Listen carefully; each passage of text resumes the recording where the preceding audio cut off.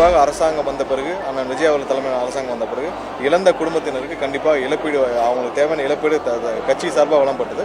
அவருக்கு வேலை வாய்ப்பும் கண்டிப்பாக வழங்க வேண்டும் என்பது, ஏன்னா இது மிகப்பெரிய உயிரிழப்பு.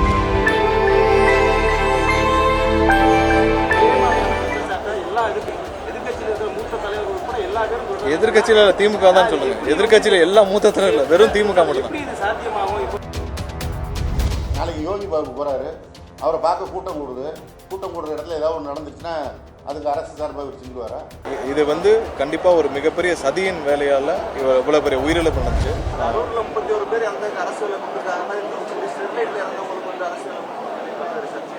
இல்லை, கண்டிப்பாக எந்தெந்த நேரத்தில் என்னென்ன செய்யணும்னு சொல்லி முதல்ல ஆலோசித்து பண்ணுவார். இது மாதிரி பல துரோகங்கள் மக்களுக்கு அங்கங்கே செய்யப்பட்டிருக்கு. நிறைய நிகழ்ச்சியில் மக்களுக்கு துரோகம் செய்யப்பட்டு அந்த நிகழ்ச்சியெல்லாம் நடந்து கிட்டத்தட்ட 7 வருஷம் ஆச்சு. இதை பற்றி பேசிய திமுக அதில் குற்றம் சாட்டப்பட்ட அதிகாரிகள் மீது கூட, அந்த கமிஷனில் குற்றம் சாட்டப்பட்ட அதிகாரிகள் மீது கூட தேவையான நடவடிக்கை எடுக்கல திமுக. ஸோ கண்டிப்பாக எங்கெங்கெல்லாம் பொதுமக்களுக்கு என்ன தேவையோ அதை முதல்வர் ஆராய்ஞ்சு தேவையான நேரத்தில் செய்வாங்க. பணி நியமன விவகாரத்தில் பார்த்தீங்கன்னா ஒரே மாதிரியான குற்றச்சாட்டை எல்லா எதிர்கட்சியில திமுக தான் சொல்லுங்க. எதிர்கட்சியில எல்லா மூத்த தலைவர்கள் வெறும் திமுக மட்டும் தான். இல்ல, அதாவது யோகி பாபு இந்த மாதிரி விவரங்கள்ல போய் அங்க யாராவது மயக்கம் போட்டு இறந்தாங்கன்னா அவங்களுக்கும் பணி சிவசங்கர் இல்ல எல்லாருக்கும், அதாவது இது கண்டிப்பா ஒரு மிகப்பெரிய சதியின் வேலையால இவ்வளவு பெரிய உயிரிழப்பு நடந்துச்சு.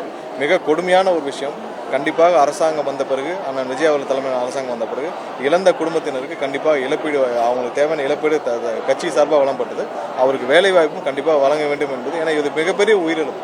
இது ஒரு சதி திட்டத்தால் நிகழ்த்தப்பட்டது. கண்டிப்பாக இதை யாரும் மறக்க மாட்டோம். கண்டிப்பாக அது அரசாங்கத்தின் முதல்வரின் முடிவு. அதில் யாரும் அதை தடுக்க முடியாது.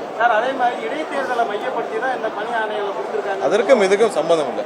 இடைத்தேர்தல் நாங்கள் தான் சொல்றோமே, நாங்கள் ஒட்டுமொத்த கட்சியும் எப்பவும் தேர்தலை சந்திக்க தயாராக இருக்கிறோம். அதில் ஏன்னா மக்களுடைய ஆதரவு இருக்கு, மக்களுக்காக தான் நாங்கள் வேலை பார்த்துட்டு இருக்கோம். அதில் எந்த மாற்று கருத்தும் இல்லை. தேர்தலுக்காக செய்கிற காலங்கள்லாம் போயிடுச்சு. மக்களுக்கு எது நல்லது, யாருக்கு செய்யணும், எந்த கட்சி நல்ல கட்சி, யார் மக்களுக்காக செய்கிறாங்கன்னு மக்களுக்கு தெரியும். இதெல்லாம் பார்த்து மக்கள் எனக்கு எதுவும் ரியாக்ட் பண்ண மாட்டாங்க. மக்களுக்கு தெரியும் யார் மக்களுக்காக செய்கிறா, யார் உண்மையான தலைவர், யார் சுயநலவாதிகள், யார் ஊழல்வாதிகள், மக்களுக்கு நல்லா தெரியும். இதற்கும் அதற்கும் சம்பந்தமே கிடையாது. கண்டிப்பா சரிதான். வேற